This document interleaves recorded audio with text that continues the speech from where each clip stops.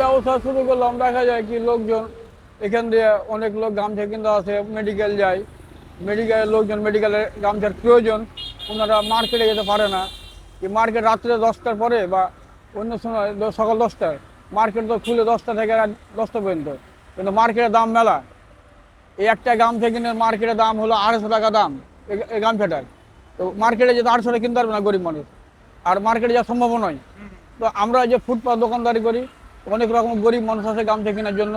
এই গামছাটা মার্কেটে 250 টাকা দাম, আপনার কাছে 150 টাকা পাই আমরা। হয় আল্লাহ দেয়, ডাল ভাত খাই, কোন ফিরে যায় কোন রকম আল্লাহ দেয়। এই বছর আগে আমরা ছিলাম রাজশাহী সিল্ক তৈরি করতাম আমি।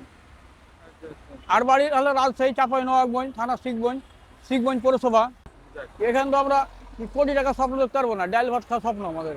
ব্যবসার জন্য তো সবাই আসছে কি দূর দূরান্ত থেকে, কি এখানে গেলে ব্যবসাটা করতে পারবো।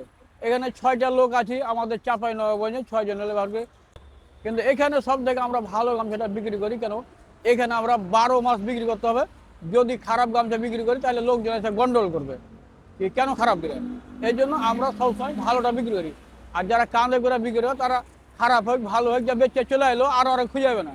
যে আমাদের গামছা বিভিন্ন জায়গা থেকে নিয়ে আসা হয়, সিরাজগঞ্জ থেকে আনা হয়, কুষ্টে থেকে আনা হয়, তারপর নরসিং থেকে আনা হয়, তারপর ঝালুঘাট থেকে আনা হয়, বুঝলেন, টাঙ্গাইল থেকে আনা হয়, বিভিন্ন জায়গার গামছা নিয়ে এসে বাজারটা জাত করা হয়। গামছা দেখে আমরা ভালো, এটা কোন কোম্পানির গামছা, এই গামছাটা এত রেট, অমুক কোম্পানির এত রেট। একটা তো গামছা কোম্পানি আছে, কোম্পানির ওপর রেট আছে। এখন বর্তমান কোন চানা ঝামেলা নাই, বর্তমান চলে আল্লাহ দেয় ভালো চলে। কিন্তু এখন ডাল সিজন, এখন ব্যবসা হয় না, এখন কোন রকমে বেঁচে থাকতে হয়। এখন তো মনে হয় ঢাকায় মনে হয় লোকই নাই, লোক সংখ্যা নাই। হয় চোদ্দ বৈশাখ মাসে বিক্রি খরার টাইমে মানে প্রয়োজন, গামছার শরীরটা ঘেমে গেলে গামছাটা মুছতে হয়। হ্যাঁ, হ্যাঁ। আর এখন শীতের টাইমে তো গামছার প্রয়োজন না, এখন শীতের পোশাকলে ব্যস্ত, সব কিছু দাম বেড়ে গেছে। এখানে খাদ্য জিনিস নয় কি, মানুষের প্রয়োজন নিতেই হবে। একটা গামছা আজকে নেবো না কালকে নেবো, কালকে 10 দিন পর নেবো। এখন আমার বয়স হয়ে যায়, বৃদ্ধ মানুষ, আর কি করবো আমি। আমি তো ধরলেন 55 চলে আছে, তাদের সংসারে তারা ব্যস্ত, আমার সংসারে ব্যস্ত। মানে এখন তো আরে বাবা, গরিব মানুষের তার সংসার নিয়ে ছেলে পেলে সে ব্যস্ত, তার তো হয় না, তা আমাকে কোথায় দিবে।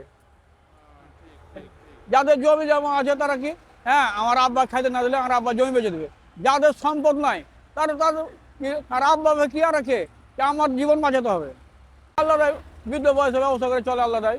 ঝামেলা হয় অনেক সময়, পুলিশ এসে বলে এই দোকান উঠিয়ে দাও, পুলিশ এসে অনেক সময় দোকান উঠিয়ে দেয়।